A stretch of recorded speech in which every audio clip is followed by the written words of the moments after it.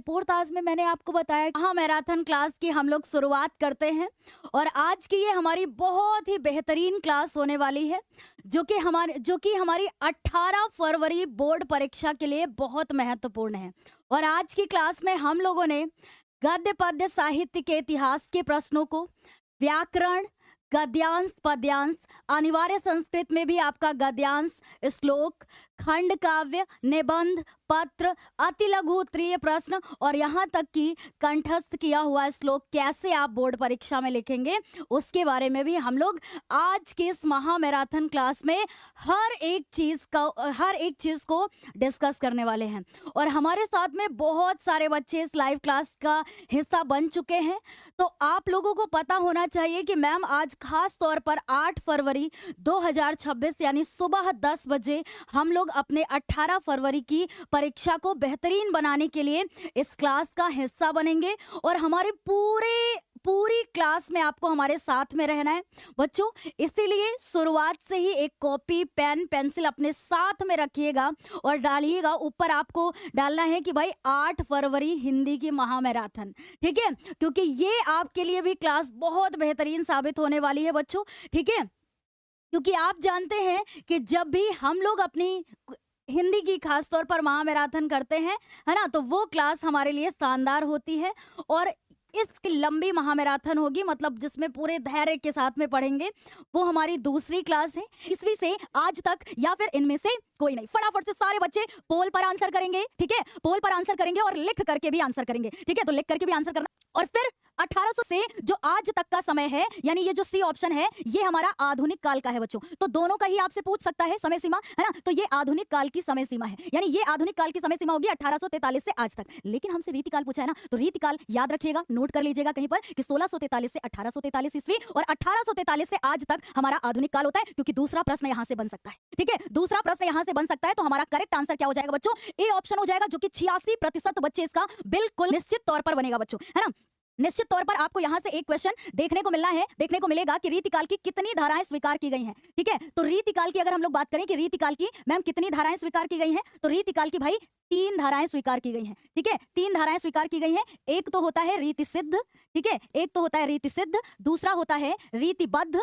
और मैं आपको बताऊं, आज की क्लास में अगर इन सारे प्रश्नों को हमारे साथ में कर लिया ना, तो आपको लगेगा कि हिंदी में हमारी वास्तव में तैयारी बहुत बेहतरीन है, ठीक है, रीतिबद्ध और रीति मुक्त, ठीक है बच्चों। क्योंकि बोर्ड परीक्षा की अगर बात करें यूपी बोर्ड सिलेबस के अकॉर्डिंग निश्चित तौर पर रीतिकाल, आधुनिक काल से तो प्रश्न बनना ही बनना है। और हम लोग इतनी प्रैक्टिस कर लेंगे कि मैम इससे बाहर हमें प्रश्न देखने को मिलेगा ही नहीं, ठीक है। तो रीतिकाल की 3 धाराएं हैं, होगा एक नहीं होगा, बल्कि करेक्ट आंसर हो जाएगा 3। रीति सिद्ध काव्य धारा के सर्वाधिक प्रसिद्ध कवि हैं, ऐसा क्वेश्चन आपके बोर्ड परीक्षा में बनेगा, ठीक है, कि रीति सिद्ध काव्य धारा के सर्वाधिक प्रसिद्ध कवि हैं घनानंद, बिहारी लाल, केशवदास या चिंतामणि। तो आप बोलेंगे मैम घनानंद नहीं होगा, ठीक है, घनानंद नहीं होगा, चिंतामणि भी नहीं होगा, केशवदास भी नहीं होगा, जबकि ये सारे रीतिकालीन कवियों में से ही एक है। लेकिन उनमें सर्वाधिक प्रसिद्ध कवि अगर बात करें तो याद रखिएगा बच्चों, बिहारी लाल, ठीक है, बिहारी लाल, ठीक है। सही जवाब क्या हो जाएगा बच्चों? घनानंद हो जाएगा। वेरी गुड, बहुत बढ़िया, 60% बच्चों का करेक्ट आंसर है, जो कि देख करके भी बहुत अच्छा लग रहा है। आगे चले अगले प्रश्न पर, ठीक है, क्योंकि बहुत अच्छे से हमारे बच्चे ये चीज कवर करें। अगर बोधा की रचना पूछ लेना, एक बार लिख दीजिए बोधा की रचना कौन सी इंपॉर्टेंट है हमारे लिए, क्लास 10 जो कि बोर्ड परीक्षा में आ सकती है। बोधा की रचना अगर बात करें तो इनकी एक याद रखिएगा रचना है विरह वारिस, ठीक है। कौन सी याद रखेंगे? जैसे इनकी है विरह लीला, वैसे इनकी है एक विरह, ठीक है, विरह वारिस, नाम लिखिए एक बार, ठीक है, विरह वारिस याद रखिएगा। और इनकी एक रचना है 18 फरवरी में परीक्षा देने जाने से पहले ये चीजें आपको एकदम कंठस्थ करा दूंगी, ठीक है ना, क्योंकि ये परीक्षा में प्रश्न बनेगा। यहाँ से 2024 में आया था ऐसा क्वेश्चन कि भाई रीतिकाल को मिस्र बंधुओं ने क्या नाम दिया है? श्रृंगार काल, कलाकाल, अलंकार काल या इनमें से सभी? फटाफट से बताएंगे। तो हमारा हर एक बच्चा कहेगा मैम अलंकार काल, तो किसके द्वारा बोला? कॉपी पर नोट करना बहुत जरूरी है। अब यहाँ कह रहे तो आपको याद रहेगा श्रृंगार काल विश्वनाथ प्रसाद मिश्र के द्वारा, कलाकाल मिश्र बंधुओं के द्वारा, और कलाकाल रमाशंकर शुक्ल रसाल के द्वारा, और अलंकार काल मिश्र बंधुओं के द्वारा, ठीक है ना, मिश्र बंधुओं के द्वारा। अब पता है आपको यहाँ से एक क्वेश्चन भी बन सकता है कि मिश्र बंधु नाम के क्या थे? 3 भाई थे, ठीक है, 3 भाई थे और तीनों मिल करके ही रचना करते थे। इनका नाम क्या था? पहले का नाम था भाई गणेश बिहारी, ठीक है, गणेश बिहारी, श्याम बिहारी, ठीक है, श्याम बिहारी, ठीक है, श्याम बिहारी और सुखदेव बिहारी, ठीक है, श्याम बिहारी और सुखदेव बिहारी, ठीक है। हर एक बच्चा इसको नोट भी करेगा, ओके। तो स्क्रीनशॉट ले लेंगे इसका, लेकिन हाँ सही उत्तर तो बता दूं इसका क्या होगा, तो आप ही लोग बताएंगे। में इस तरीके का प्रश्न आया था और 2026 बोर्ड परीक्षा में आपको ऐसा प्रश्न देखने को मिल सकता है। अभी आवाज आ रही है ना मेरी? ओके, ठीक है बच्चों, एक बार सारे बच्चे फायर इमोजी के साथ में बताएंगे मेरी आवाज आ रही है ना? ठीक है, फायर इमोजी से पता चल जाएगा कि हाँ मैम आपकी आवाज बहुत अच्छे से आ रही है, क्योंकि आप बताएंगे तभी तो पता कि गंगा लहरी। ठीक है, तो आप बोलेंगे कि मैम पद्माकर की अगर बात करें तो इनकी हमें 3 रचनाएं क्लास 10th के लिए बहुत इंपॉर्टेंट तरीके से पढ़ना है बोर्ड परीक्षा में, छत्रसाल दशक, शिवा बामनी और शिवराज भूषण। ठीक है, शिव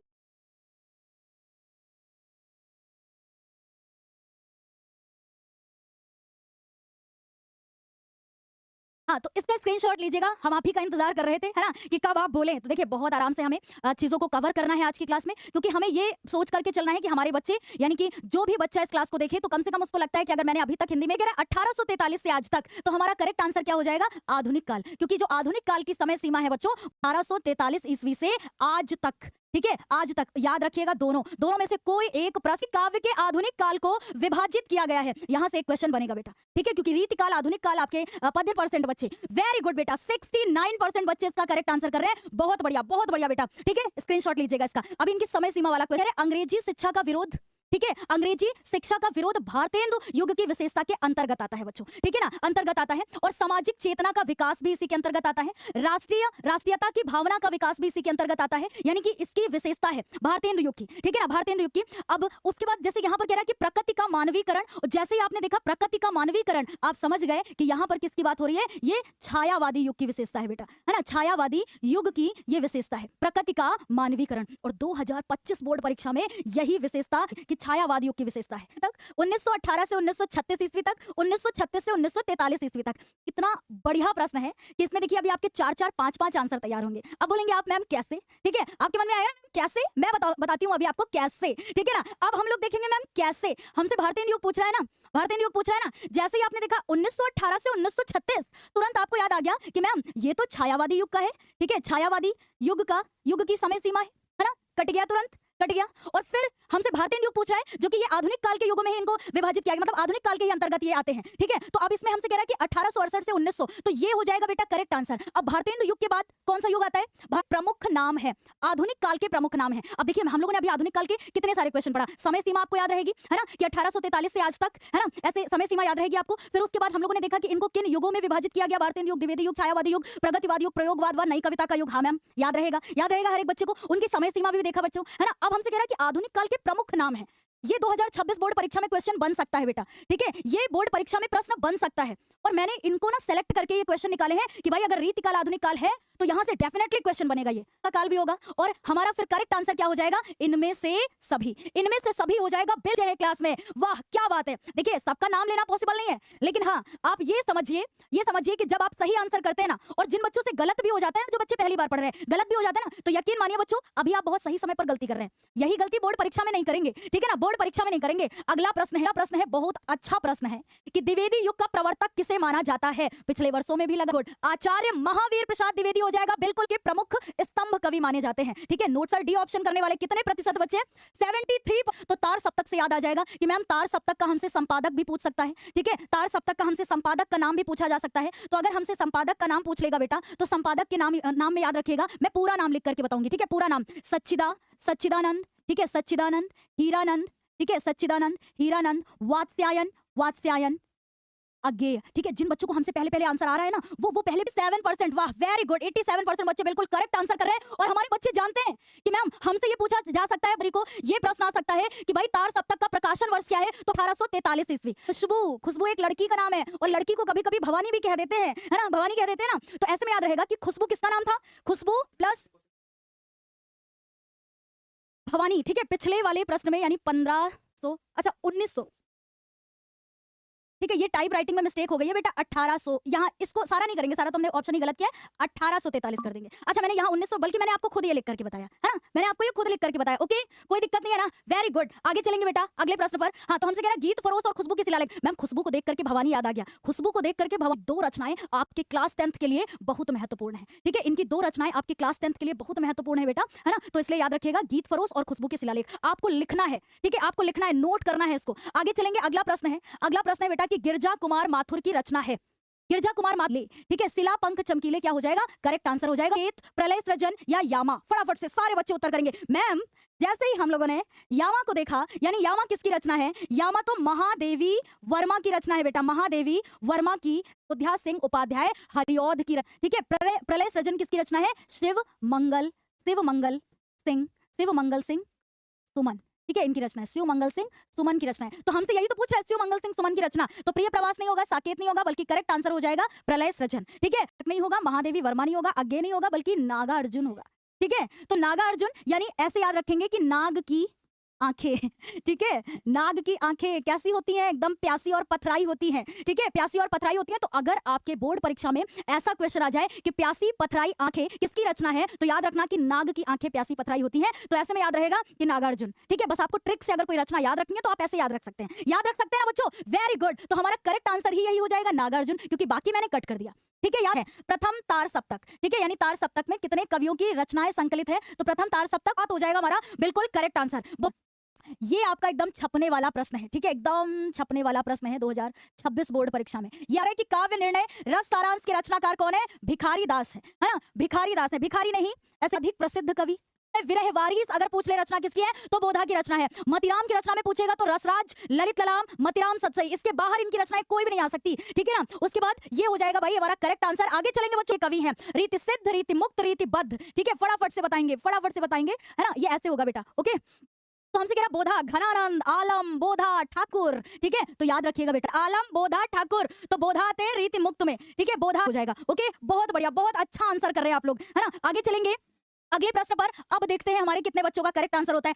25 नंबर प्रश्न का सही उत्तर क्या होगा? सर 25 नंबर प्रश्न का पोल दे दीजिएगा बच्चों। किस काव्य धारा के कवि है? सर है 90%। वाह क्या बात है, बिल्कुल करेक्ट आंसर। आगे चलेंगे बेटा, अगला प्रश्न है, ठीक है, अगला प्रश्न है कि चिंतामणि निबंध संग्रह है। चिंतामणि किसका निबंध संग्रह है? चिंतामणि, ठीक है। अच्छे वो हमारी बोर्ड परीक्षा के लिए बहुत महत्वपूर्ण है। अभी आगे भी जितने प्रश्न रखे ना, तो आराम से एक एक हमारे साथ में करना है। आपको खुद लगेगा कि इसके पहले हमने हिंदी में इतनी बेहतरीन तैयारी नहीं की थी, लेकिन मैम इन क्लासेस को करने के बाद सच में हमारे अंदर कॉन्फिडेंस आ रहा है, ठीक है ना। आगे चलेंगे बेटा, अगला क्वेश्चन देखेंगे, कौन सा नंबर आएगा? 27 नंबर, ठीक है। 27 नंबर प्रश्न क्या कह रहा है? बहुत अच्छा प्रश्न है बच्चों, बहुत बढ़िया प्रश्न है। और देखते हैं हमारे कितने बच्चे इसका करेक्ट आंसर करते हैं, ठीक है। अगर देखिए आप इनमें ये चेक करिए, अगर आपको कुछ रचनाएं तैयार भी है ना, तो देखिए कि आपको सच में सही उत्तर करना आ रहा है कि नहीं आ रहा, ठीक है। तो हमसे कह रहे हैं मथुरानाथ शुक्ल जी के द्वारा रचित रचना है, मथुरानाथ शुक्ल की रचना। और मैम हमको यहाँ 4 रचनाएं दे दी है, लेकिन ये जो चारों रचनाएं है ना, चारों में से कोई भी एक रचना आपके बोर्ड परीक्षा में आ सकती है। सागर के रचनाकार तो मुंशी सदा सुखलाल, और प्रेम सागर के रचनाकार लल्लू लाल, ठीक है। तो ये तो आप कदापि नहीं भूलेंगे। और अगर मैम नासिकेतोपाख्यान ये आ जाए, ठीक है, तो यहाँ पर ये किसकी रचना है? नासिकेतोपाख्यान किसकी रचना है भाई? सदल मिश्र की रचना है। ये चारों रचनाएं हमारे लिए बहुत महत्वपूर्ण है बच्चों, ठीक है। सदल मिश्र की रचना है, ये चारों बहुत इंपॉर्टेंट है। तो मैम ये भी नहीं होगा। अब करेक्ट आंसर क्या होगा? करेक्ट आंसर क्या होगा? पंचांग दर्शन, ठीक है, माधव विलास। और देखिए ये याद रखिएगा, माधव विलास, ठीक है, माधव विलास की वार्ता और 252 वैष्णवन की वार्ता, याद रहेगा। तो करेक्ट आंसर क्या हो जाएगा? लल्लू लाल, ओके। माधव विलास के रचनाकार कौन है? लल्लू, ठीक है। शुक्ल युग के समय पूछ रहा है बच्चों, थोड़ा सा जोर लगाना है, ठीक है, थोड़ा सा जोर लगाना है। आज की क्लास में 19 से 1938, कहीं कहीं पर आपको 1918 से 1936 भी मिल सकता है, लेकिन ऑप्शन में दोनों में से कोई एक ही मिलेगा बेटा। तो प्लीज कंफ्यूज नहीं होइए, विधा है किसकी ये रचना है, बताएंगे। कितने बच्चे हमारे यहाँ पर पुराने वाले हैं, वो एक बार हार्ट इमोजी के साथ में बताएंगे कि मैम पिछली क्लास में आपने इसकी ट्रिक क्या बताई थी? जय पराजय, है ना, जय जीत, पराजय हार। यानी जब इंसान जीत भी जाता है यानी खुश होता है, यानी खुशी में भी आंसू निकलते हैं, और जब दुख होता है तब भी आंसू निकलते हैं। आंसू तो दोनों में ही निकलते हैं, वो खुशी के भी होते हैं और दुख वाले भी होते हैं, है ना। आंसू यानी कि अश्क, और अश्क से याद रहेगा कि जीत में भी अश्क बहते हैं और हार में भी अश्क बहते हैं, ठीक है। जीत में भी अश्क बहते हैं और हार में भी अश्क बहते हैं, यानी जय पराजय किसकी रचना है? इसके नाटककार कौन है बेटा, ठीक है। तो अगर हमसे नाटककार पूछ लेता है ना, अरे अब तो समझ गए होंगे आपकी मैम इसका सही उत्तर क्या होगा, क्योंकि आपने नाटककार बोल दिया और हमसे तो विधा ही पूछी है ना। तो कम से कम इसी बहाने ही सही 100% करेक्ट तो आंसर आ जाना चाहिए, है ना। तो हमसे अगर नाटककार पूछेगा बेटा, तो याद रखेंगे ये किसका नाटक है? उपेंद्र नाथ अश्क, ठीक है। उपेंद्र नाथ अश्क का ये क्या है? नाटक है, याद रहेगा। उपेंद्र नाथ अश्क का नाटक है जय पराजय, ओके, वेरी गुड। देखिए